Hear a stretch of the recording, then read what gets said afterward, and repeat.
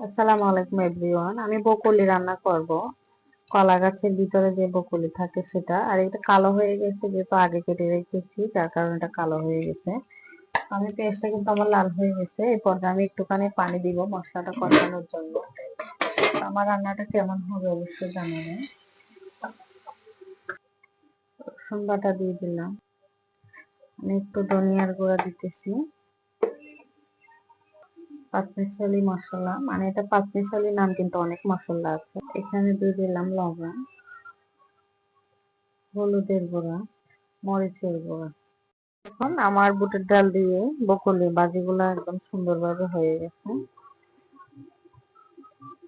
ডালটাকে আগে একটু তেলে নিয়েছি, যার কারণে একটু কালো কালো লাগে। টালার কারণে ফ্লেভারটা খুব ভালো আসে। আপনার ভালো লাগলে অবশ্যই টালতে পারেন, আর না তো এইভাবে দিতে পারেন। তো এরকম ভাজি কিন্তু খেতে অনেক স্বাদ।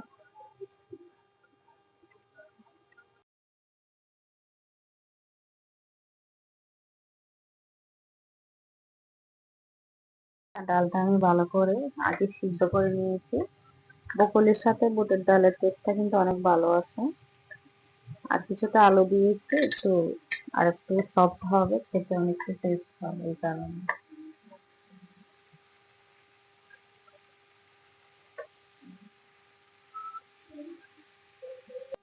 সুন্দর করে আমি এবার লেড়ে দিয়েছি। বাড়িতে কিন্তু খেতে অনেক টেস্ট হবে। আপনারা এভাবে বুটের ডাল দিয়ে অথবা ছনার ডাল দিয়ে বকুলি ভাজি করে দেখবেন, খেতে অনেক টেস্ট হবে। চাইলে আলু দিতে পারেন অথবা নাও দিতে পারেন, এটা আপনাদের খুশি।